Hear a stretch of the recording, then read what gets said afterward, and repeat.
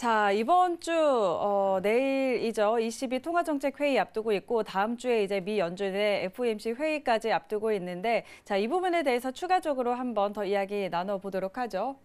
네, 네. 사실 이제 이번 달이죠. 네. 네.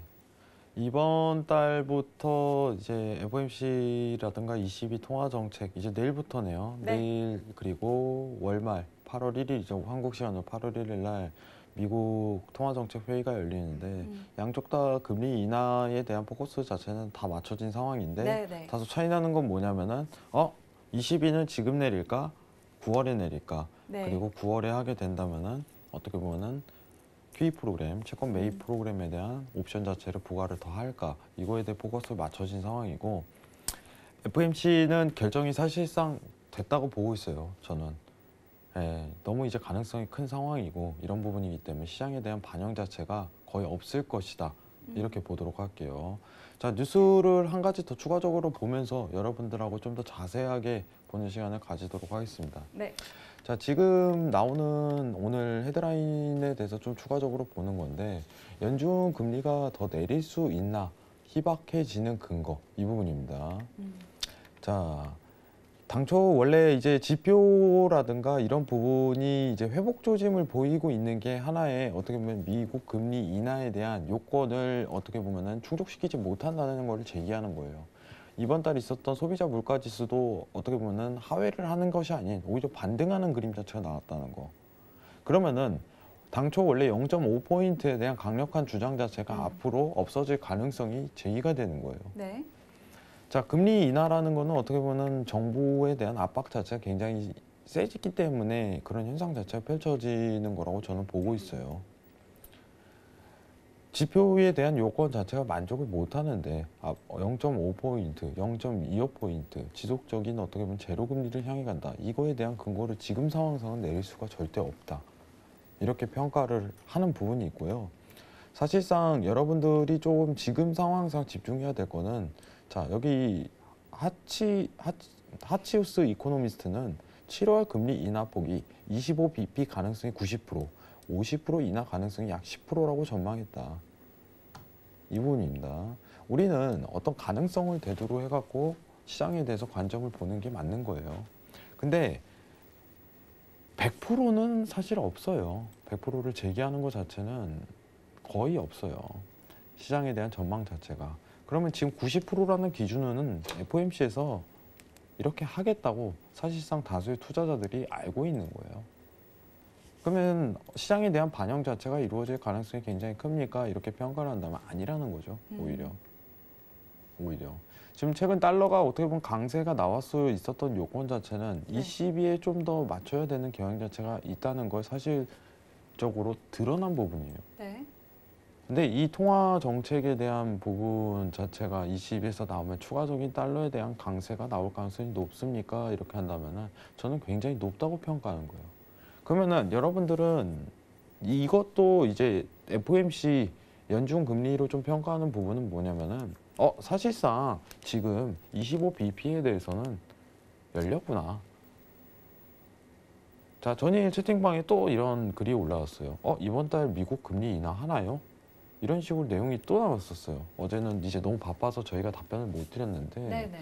근데 저희가 항상 얘기 드린 거는 그거였어요. 고수는 지금 코너에서 인하합니다.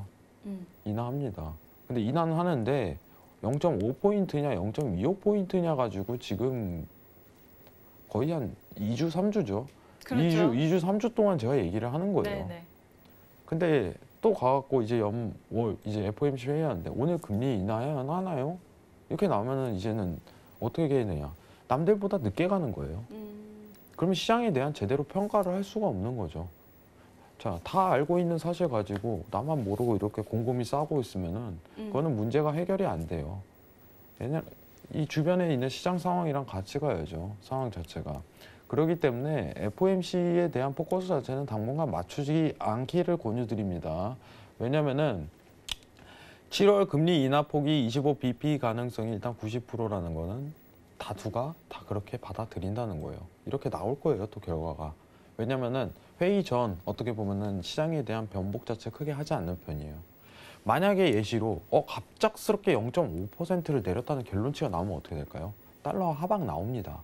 왜냐? 시장에서 기대한 것보다 완전히 반전이기 때문에. 네, 네. 그럼 지금 기준 시장에 반영돼 있는 요건 이 부분을 평가하는 게 맞는 거죠. 네. 근데 0.25%에 대한 하락이 나온다. 그대로 유지되는 거예요. 시장에도 반영 안 되고. 자, 다음 이제 두 번째 헤드라인 좀 보도록 하겠습니다. 네, 다음 뉴스는 ECB 관련 네. 뉴스죠. 자, 바로 이어가도록 할게요. 네. 자, 차기 ECB 총재 주식 매입 나설까 전망 솔솔 이 부분이에요. 자, 제가 설명드렸던 부분이 뭐냐면 당초 이제 회사채에 대한 국채에 대한 채권 매입 옵션 자체를 이제 진행을 해왔던 게 유로존 상황인데 네. 이번 상황 자체는 달라요. 주식 매입이라는 옵션 자체를 가능성을 계속적으로 제기하는 거예요. 그만큼 어떻게 보면 채권 매입 프로그램에 대해서 또 추가적으로 진행하겠다는 거는 달러 강세가 나타날 수 있는 요인 자체가 부과가 되는 거죠. 하지 않았던 행동을 ECB에서 하는 거예요, 사실상. 근데 이건 하나의 가능성입니다. 내일 ECB에서 결정이 될 거예요. 자, 애매모호하게 이렇다 저렇다 이런 식으로 끝내버리면 흐지부지하게 ECB가 넘어가는 거고, 만약에 야 우리는 10월부터 어떻게 보면 채권 매입에 대해서 진행을 하겠다. 약 2개월간 이러면은 어떻게 보면 실제로 시작하는 10월까지 달러 강세가 나올 가능성이 굉장히 높다고 평가하는 게 여태까지 시장에 반영되었던 과정이었어요. 네네. 이 부분을 좀 보는 게 좋을 것 같고, 자, ECB는 주식 매입으로 유럽의 성장을 부양할 수 있다고 주장이 화제가 됐다. 어떻게 보면은 한 그룹이죠. 한 그룹의 CIO가 언급을 드린 부분이기 때문에 얘기는 하는 건데 이게 가능성이 없는 게 아니에요. 그만큼 회사를 살리겠다는 ECB에 대한 정책 자체가 있고, 그죠? 추가적으로 드라기 총재는 위기 앞에서 용기를 드러냈다. 그의 후임자 리카르드 총재는 유로존이 오랜 침체에서 벗어날 수 있도록 긴 안목을 가졌길 바란다. 자, 할 가능성에 대해서 제기를 하는 거예요. 그럼 우리가 여기서 ECB가 어떻게 보면은 채권 매입 QE 프로그램 진행하더라도 가장 포커스를 맞춰야 되는 거는 회사채, 국채보다도 주식 매입에 대한 옵션이다. 이 부분입니다. 주식 매입에 대한 어쨌든 강세 자체가 나올 가능성이 굉장히 높지만은 주식 매입에 대한 옵션 자체가 나온다면은 어쩔 수 없는 달러에 대한 강세 확정이 될 가능성이 높다. 이런 부분을 평가드리는 거예요. 내일 8시 30분에 ECB 통화 정책에 대한 결과 지속적으로 나올 거예요. 내일 하루는 어떻게 보면 ECB를 좀 통틀어서 좀 같이 한 번에 묶어서 얘기를 할 가능성이 높고, 고수는 죽으면서 어떻게 보면 올해 있을 통화 정책에서 가장 중요한 통화 정책이 아닐까 이런 생각을 합니다.